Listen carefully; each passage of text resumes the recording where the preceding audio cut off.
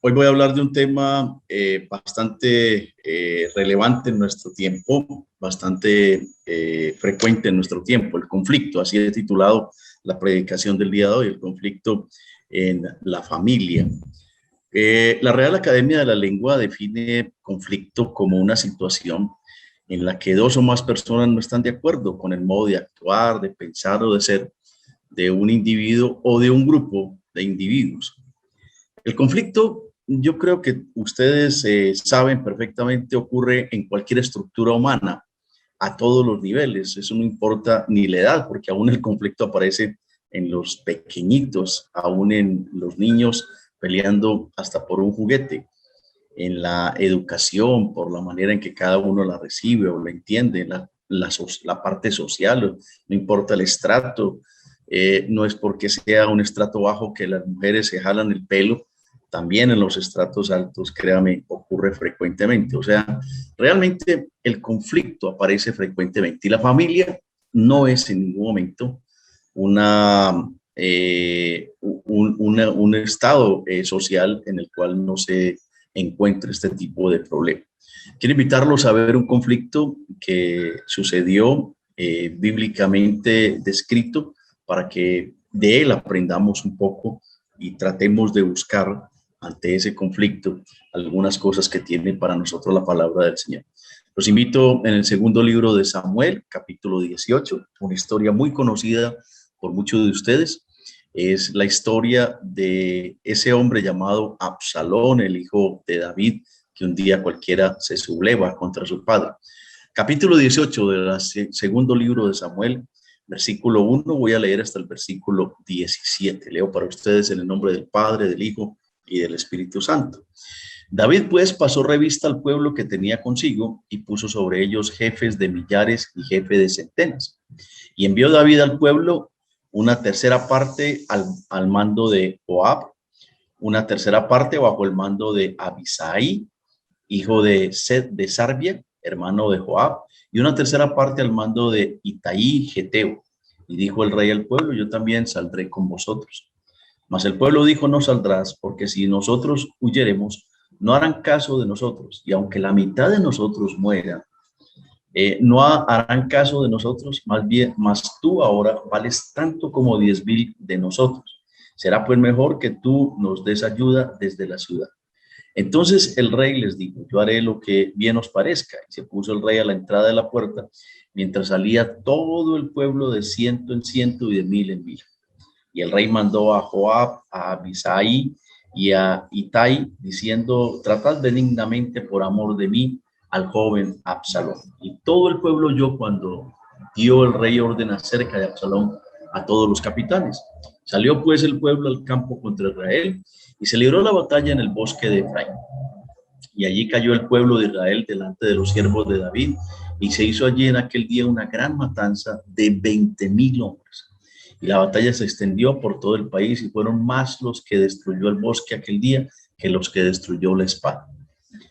Y se encontró Absalón con los siervos de David, e iba Absalón sobre un muslo, y el muslo, perdón, sobre un muslo, no sobre un muslo, sino sobre un muslo, y el muslo entró por debajo de las ramas espesas de una gran encina, y se le enredó la cabeza en la encina, y Absalón quedó suspendido entre el cielo y la tierra, y el muslo en que iba pasó delante. Viéndolo uno, avisó a Joab, diciendo: he aquí que he visto a Absalón colgado de una encina. Y Joab respondió al hombre que le daba la nueva: y viéndolo tú, ¿por qué no le mataste luego allí echándole a tierra? Me hubiera placido darte 10 siclos de plata y un talabarte. Y el hombre dijo a Joab: aunque me pesaras 1,000 siclos de plata, no extendería yo mi mano contra el hijo del rey, porque nosotros oímos cuando el rey te mandó a ti y a Abisai y a Itai diciendo: mirad que ninguno toque al joven Absalón. Por otra parte, habría yo hecho traición contra mi vida, pues al rey nada se le esconde, y tú mismo estarías en contra. Y respondió Joab: no malgastaré mi tiempo contigo. Y tomando 3 dardos en su mano, los clavó en el corazón de Absalón, quien estaba aún vivo en medio del encino. Y 10 jóvenes escuderos de Joab rodearon e hirieron a Absalón y acabaron de matar. Entonces Joab tocó la trompeta y el pueblo se volvió de seguir a Israel, porque Joab detuvo al pueblo. Tomando después a Absalón, lo echaron en un gran hoyo en el bosque y levantaron sobre él un montón muy grande de piedras, y todo Israel huyó, cada uno a su tierra. Creo que la historia es muy conocida por nosotros. Creo que la historia la hemos leído e incluso hemos predicado alrededor de ella. Creo que todos ustedes de alguna manera la conocen. Un día cualquiera, Absalón se fue en contra de su padre, empezó durante 4 años parándose en la puerta y esperando a que la gente comenzara a entrar a la ciudad y a decirle que él podía atenderlo más rápidamente, y hasta los abrazaba y besaba para obtener cariño. Luego de 4 años de estar haciendo eso, Absalón se fue para para Arán, la ciudad cerca de Jerusalén, y allí él montó entonces lo que sería más adelante gran conspiración contra su padre. Ustedes vieron el final de esta conspiración, leímos el final de esta conspiración. Siguiendo entonces la historia, podemos ver a un David huyendo de su propio hijo Absalón y evitando la confrontación. En el segundo libro de Samuel, en el capítulo 15, donde comienza la historia, vemos en el versículo 30 que la historia nos narra que David va con la cabeza cubierta, va llorando, va con los pies descalzos en una señal clara de duelo. Está allí pensativo y entendiendo que su hijo Absalón no solamente quería el trono, sino que aún quería la vida del rey. Y yo creo que para todos nosotros es entendible lo que debió haber empezado a sentir David en su corazón. David no quería enfrentar a su hijo. Por su parte, Absalón, un hombre ambicioso, un hombre que no tenía en ningún momento ningún tipo digamos, de restricción en su corazón para matar a su padre, con una sed impresionante de poder, quería tomar el trono a como diere lugar. El primer punto que quiero mostrarles en el día de hoy es que durante los conflictos, la realidad presente de cada uno de los miembros o de las personas que están en el conflicto es totalmente diferente. Vemos a un rey David llorando, vemos a un rey David con los pies descalzos, cabeza cubierta, en señal de duelo, triste, abatido, sin deseos incluso de confrontar a su hijo. Pero vemos por el contrario a un hombre ambicioso como Absalón, queriendo no solamente tener el trono de Israel, sino además de eso, si es necesario, y sabía que era necesario, destruir a su propio padre, destruir a su propia sangre, a su propia familia. Siempre que hay confrontaciones, hay dos maneras diferentes de ver el conflicto. Siempre que hay confrontaciones, hay dos maneras diferentes de pensar, de actuar. Vemos, por ejemplo, en el caso de los hogares nuestros, donde hay conflictos, o en el caso de los hogares a los cuales hemos tenido oportunidad de ayudar en los conflictos, que los conflictos siempre tienen muchas causas, y que las principales causas del conflicto entre, por ejemplo, las parejas es la infidelidad o el manejo del dinero o la falta o abuso de la autoridad o la violencia física y psicológica en uno o ambos cónyuges, o algunas prácticas sexuales diferentes a la infidelidad. Personalmente me ha tocado tratar muchos casos donde la mujer se queja, por ejemplo, que el varón ve demasiada cantidad de pornografía y desea que ella se convierta en una de esas actrices, y pues obviamente ustedes entenderán, ninguna mujer desearía hacerlo frecuentemente y ver a su esposo frecuentemente en esto. Por eso son abundante cantidad de pequeñas zorritas o grandes zorras que se meten dentro del matrimonio y que generan conflictos. Pero si usted habla, por ejemplo, con el infiel, va a encontrar que el infiel, por ejemplo, dice es que yo tengo esta posición porque tú no me diste la satisfacción. Si usted habla obviamente con la que recibió la infidelidad, pues va a encontrar que la mujer o el hombre, si es del caso, van a hacerse realmente las víctimas. Siempre hay dos maneras diferentes de ver el mismo conflicto, la misma realidad, el mismo problema. Aquí vemos entonces a un David, por ejemplo, viendo el problema como una enorme derrota personal, un enorme dolor hacia su hijo. Él no quiere destruir a su hijo, pero por el contrario vemos a un Absalón, como les decía, muy ambicioso, aún con deseos de destruir a su propio padre. Cuando la confrontación o el conflicto es entre padres e hijos o entre hijos, la gran mayoría de las veces se da porque esos hijos, por ejemplo, no se sujetan a la autoridad, porque esos hijos o el padre tienen un carácter totalmente dominante y quieren imponer sus ideas, quieren imponer su autoridad, quieren imponer sus decisiones.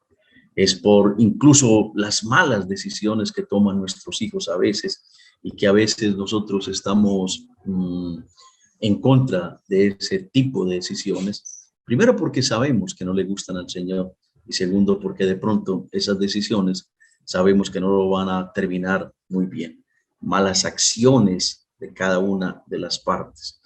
El problema entre los hijos generalmente es por cosas materiales, por posiciones dentro del hogar, por esa manera, yo creo, perversa, a veces de nosotros los padres, priorizar a uno de los hijos, querer más a uno de los hijos, mostrarle ante los demás nuestra preferencia por uno de los hijos. Y obviamente los demás pues se levantan en algún momento los unos contra los otros, incluso contra nosotros mismos. Como ven, el conflicto es mucho, hasta la enfermedad muchas veces es causa de conflicto. Hoy tengo un conflicto entre manos que resolver de una pareja que ella está muy enferma hace mucho rato, prácticamente desahuciada por los médicos y en esa decisión de sentirse así, ella descuidó realmente su matrimonio, a su esposo y se condolió todo el tiempo con ella queriendo de que él estuviera muy cerca de él. Al final, pues obviamente él, cansado de la situación, ha decidido irse, pero no de la mejor manera, no de decirle, mi vida, me voy porque no soy capaz de soportar eso, sino ya imaginan ustedes la manera en que se fue. Un problema bastante serio, una situación bastante complicadita de pareja, pero que a lo último deja un dolor profundo en cada una de las partes. En el caso de nosotros, los siervos de Dios, en el caso de nuestras familias, también tenemos conflictos. También tenemos situaciones bastante serias. Y ustedes, más que yo, conocen perfectamente cómo los hijos de los pastores, muchos de ellos se rebelan contra esa manera autoritaria a veces de imponer la Biblia de algunos de nosotros, la ausencia tan frecuente de algunos de nosotros dentro del hogar. Y yo creo que algunos de ustedes, si no todos, han vivido de alguna manera cómo los hijos a veces se rebelan contra esa autoridad, incluso en carne propia, otras veces en carne de otros, pero conocemos que la actividad pastoral aleja un poco al padre o a la madre o a ambos de los hijos y obviamente esto a veces trae conflictos dentro de los siervos de Dios. Conocemos muchos que aún ahora, muchos no, conocemos casos de algunos pastores que han terminado su vida conyugal por esta pandemia. El vivir juntos durante tantas horas, tantos días, tantos meses, fue bastante complicado para muchos. Volviendo al caso de David, nosotros vemos que David tenía malas relaciones en su familia. ¿Se acuerdan de Mical, la hija de Saúl, cuando David regresa con el arca a Jerusalén y viene con su cuerpo descubierto, como Mical lo desprecia? y dice la palabra del Señor que a partir de ahí nunca más Mical tuvo hijos. La relación con los hijos de David, Absalón, miren lo que está sucediendo, Tamar, Amnón, es decir, el hogar de David o los hogares de David, porque fueron varios, eran toda una catástrofe familiar. Y la Biblia llama a David el dulce cantor de Israel y le da el título del hombre cuyo corazón es conforme al corazón de Jehová. Tremendo, ¿verdad? El presente. ¿Qué presente estás viviendo tú con tu familia hoy? ¿Qué conflictos hay? Conflictos activos, conflictos dormidos, porque hay conflictos que se duermen, pero que de cuando en cuando despiertan, ¿verdad? Y es el mismo conflicto y se repite una y otra vez. ¿Qué tipo de conflicto hay en tu familia? ¿Cómo lo has manejado? ¿Qué situaciones has vivido? ¿Qué has sufrido con esa situación? En segundo lugar, me pregunto, ¿cuáles son las consecuencias que trae un conflicto mal manejado? Al final de esta narración, yo creo que todos vimos la muerte de Absalón en manos de Joab, y que cuando contaron a David sobre esta muerte, escuchamos esa desgarradora narración cuando David llora, camina de un lado para otro, se coge la cabeza y en una actitud que la Biblia nos describe como una desesperación, dice: hijo mío, Absalón, ¿quién me diera que muriera yo en lugar de ti? Absalón, Absalón, hijo mío, Absalón. Tremendo. Todo conflicto de por sí es un problema para quienes lo viven.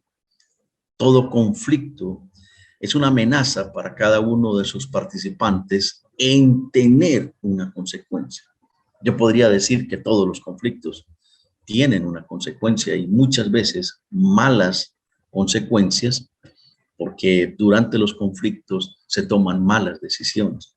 Lo que algunos psicólogos o algunos analistas del conflicto llaman los daños colaterales.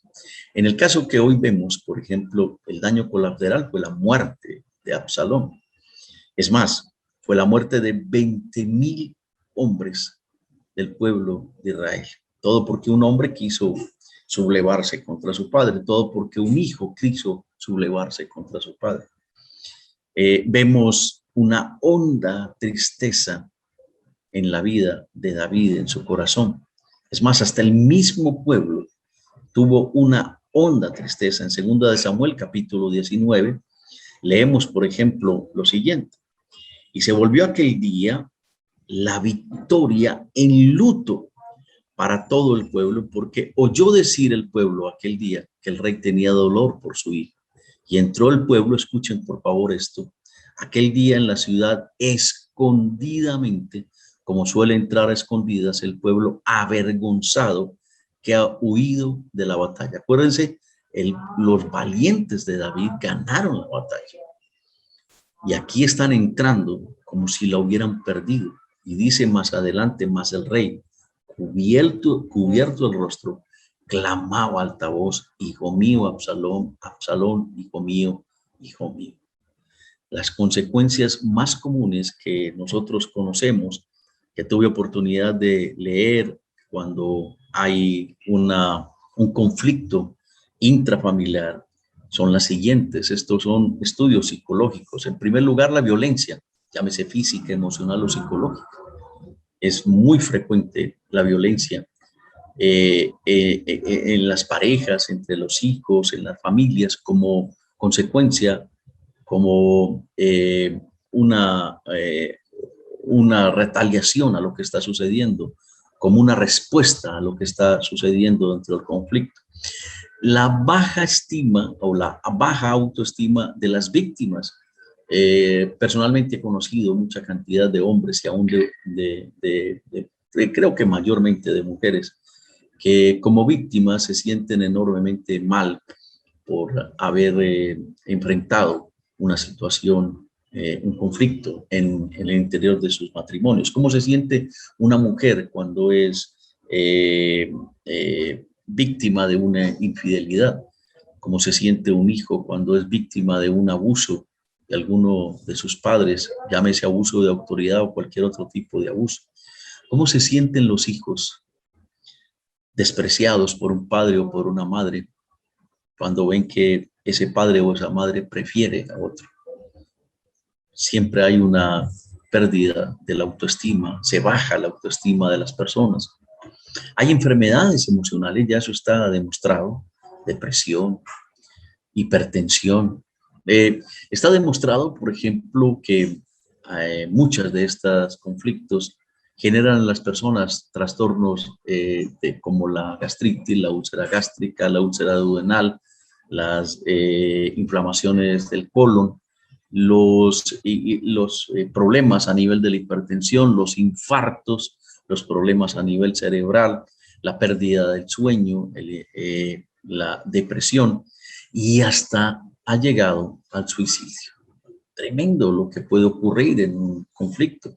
Hay hombres que no son capaces, mujeres que no son capaces de resistir lo que está sucediendo y terminan con sus vidas. Pero súmele a eso la adicción a las drogas o al alcohol como resultado del conflicto, la pérdida incluso de la educación o la desescolarización que suele suceder en algunos de los hijos como consecuencia de la separación de sus padres. La persona que asume la responsabilidad de sus hijos no puede a veces seguir con la escolarización. Muchos se retiran de la primaria, el bachillerato y de las universidades y nunca llegarán a terminar sus estudios. Obviamente la pérdida del amor entre los cónyuges, el odio de los hijos hacia los padres, el odio de los hijos, de los padres hacia los hijos, los problemas sociales que genera estos rencores, estos odios.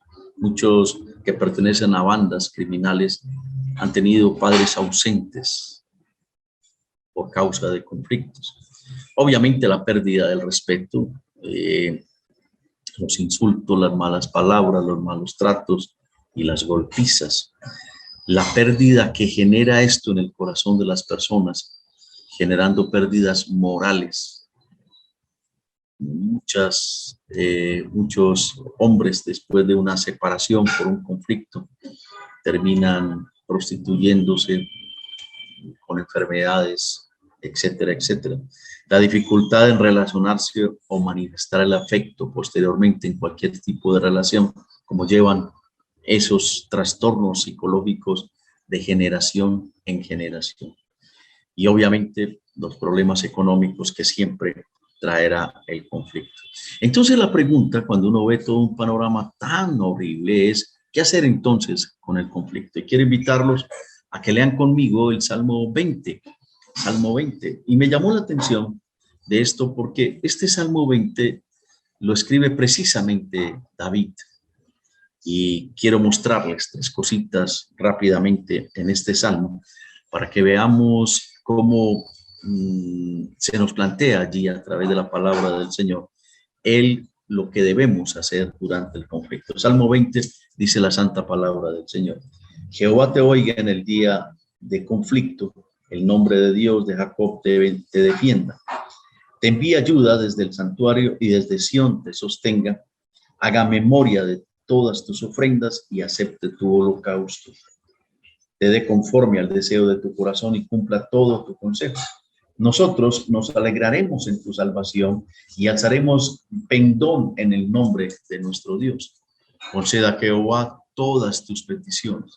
Ahora conozco que Jehová salva a su ungido. Lo oirá desde su santo cielo con la potencia salvadora de su diestra. Estos confían en carros y aquellos en caballos, mas nosotros del nombre de Jehová nuestro Dios tendremos memoria. Ellos flaquean y caen, mas nosotros nos levantamos y estamos en pie. Salva a Jehová, que el rey nos oiga en el día que lo invocamos. Quiero mostrarles tres cositas. Versículo 1 al 4 habla de oración. Miren, dice que Dios, el Dios de Jacob, te oiga en el día del conflicto. El verbo entonces, orar, aparece aquí como la necesidad como lo que debemos estar haciendo en el día del conflicto, no después, no posteriormente, sino justo en el día del conflicto. Orar cuando estamos en medio de todo eso para que Dios sea nuestra defensa, para que Dios nos dé las herramientas. Creo que uno de nuestros graves problemas es tratar de resolver las cosas totalmente solos, apoyados en nuestra propia opinión. Y la palabra dice claramente en Proverbios capítulo 3:7, no seas sabio en tu propia opinión. Orar es pedir a Dios ayuda, es pedir a Dios dirección, es decirle a Dios, sabe, yo solo no puedo.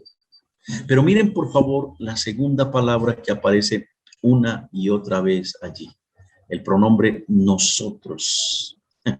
Ser nosotros es lo más difícil.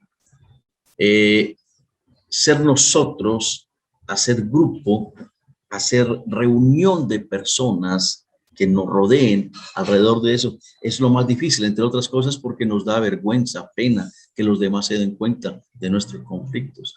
Aquí, como podemos ver, ora la colectividad, se alegra y confía, es decir, actúan unidos en un mismo sentido. Yo creo que todos los que estamos aquí tenemos en Koinonos precisamente eso. El chat de Koinonos es una oración constante los unos por los otros. Pero no solamente el chat, yo creo que, bueno, personalmente lo he tenido, gloria al Señor, y creo que algunos de ustedes también, y ojalá todos lleguemos a eso. Hemos tenido la bendición de tener el consejo adecuado. Llegar a un grupo como esto, de verdad es una bendición. Encontrar ese consejo de Pedro, de Manuel y de algunos otros, creo que es extraordinario. En Koinonos encontré un amigo y espero encontrar otros más en el cual puedo apoyar mi cabeza, en el cual puedo escuchar el consejo en el momento oportuno. Nos ayuda en el momento del conflicto, nos dirige en el momento del conflicto. Pero lo más importante, reitero, es la palabra nosotros.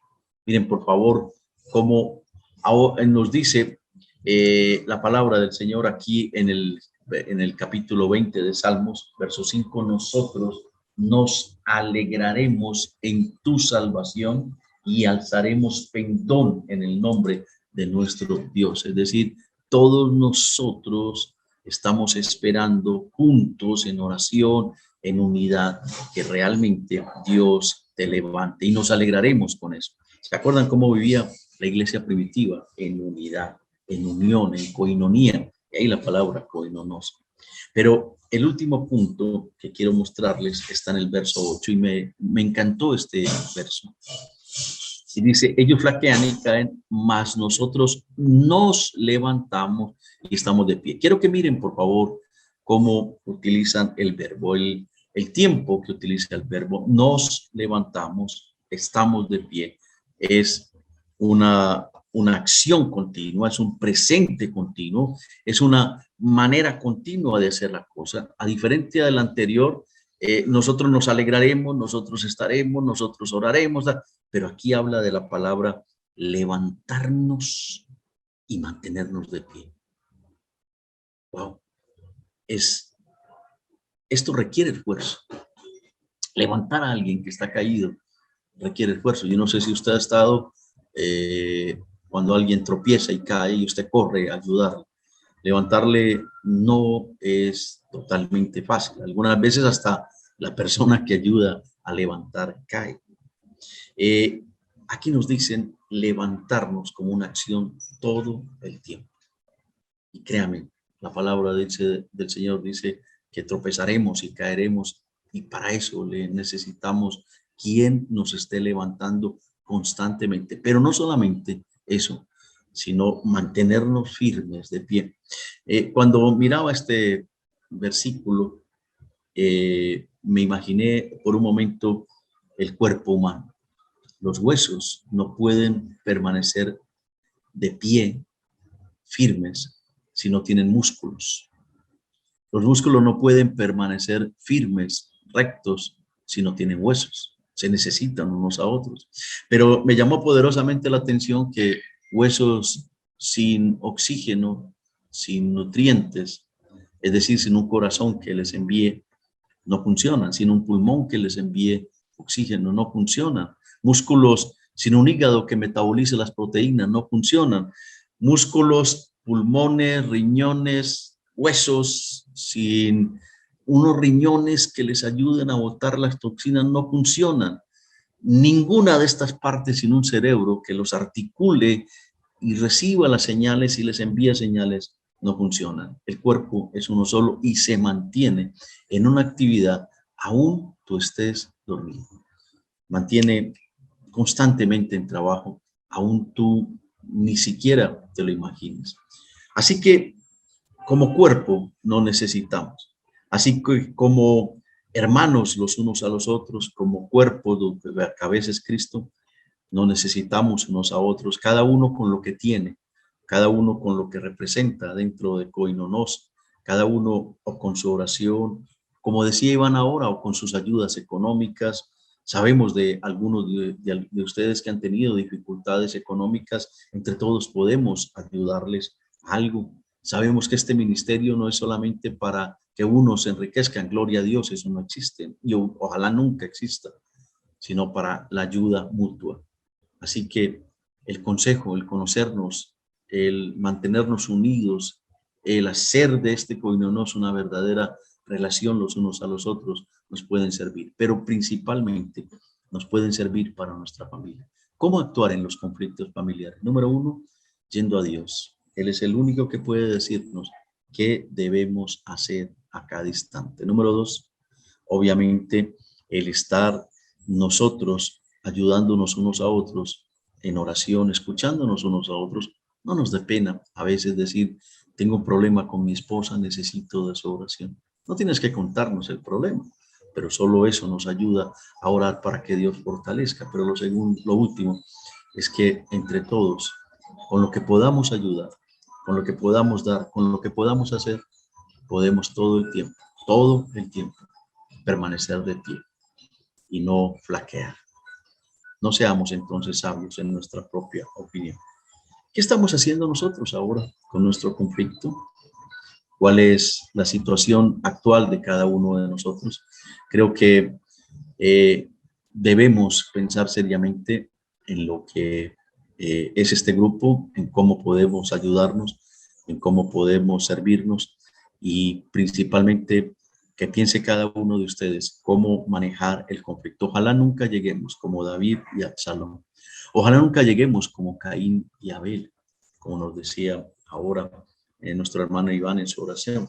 Ojalá ninguno de nosotros lleguemos a situaciones tan complicadas como estas, sino que los daños colaterales sean mínimos. Ojalá podamos resolver el conflicto rápidamente y podamos hablar con enorme claridad, entendiendo al otro. Pero sobre todo, vayamos donde Dios, que Él tiene la respuesta exacta para cada uno de nuestros conflictos. Él sabe y conoce la intención de nuestro corazón y Él sabe y conoce cómo resolver cada uno. Y en este grupo siempre encontraremos la ayuda. Bendiciones para todos, así que les pido oración por las familias pastorales que hoy están aquí, por las familias pastorales que no están aquí y por las familias pastorales de todas nuestras ciudades, de todo nuestro país, sobre todo aquellas que están enfrentando conflictos. Oremos. Padre bueno que estás en el cielo, en el nombre de Jesús y por el poder de tu Espíritu, venimos delante de ti dándote muchas gracias, Señor, por tu palabra. Gracias por enseñarnos a través de esta palabra cómo nosotros debemos ir a ti y esperar tu respuesta, esperar tu oportuna respuesta, Señor. Bendice, por favor, a todas las familias aquí representadas. Bendice, por favor, a todas las familias, oh Rey de los cielos, de todos los pastores que hoy pertenecen a este gran grupo, a esta gran familia llamada Koinonos. Bendice todas las familias de todos tus siervos y siervas, Señor, en este país, oh Rey de los cielos, sobre todo aquellas familias que tienen conflictos, angustias, dificultades, sea entre cónyuges, sea con los hijos, sea con los padres. Bendícelos para que puedan resolver en paz, en armonía, guiados por el poder de tu Espíritu Santo y por sabios consejeros, Señor, de la mejor manera posible, sin tanto daño colateral. Que donde ha habido problemas, Señor, ahora reine la paz la tranquilidad, el gozo, esa paz que sobrepasa todo entendimiento. Bendice, por favor, con el poder de tu Espíritu y ayúdanos todos los días, Señor, a encontrar en cada uno de nuestros hermanos, Señor, en este lugar, no solamente la oración oportuna, sino el consuelo y el consejo oportuno. Te lo pedimos y rogamos en el nombre de Jesús. Amén y amén. Dios les bendiga grandemente. Les amo mucho.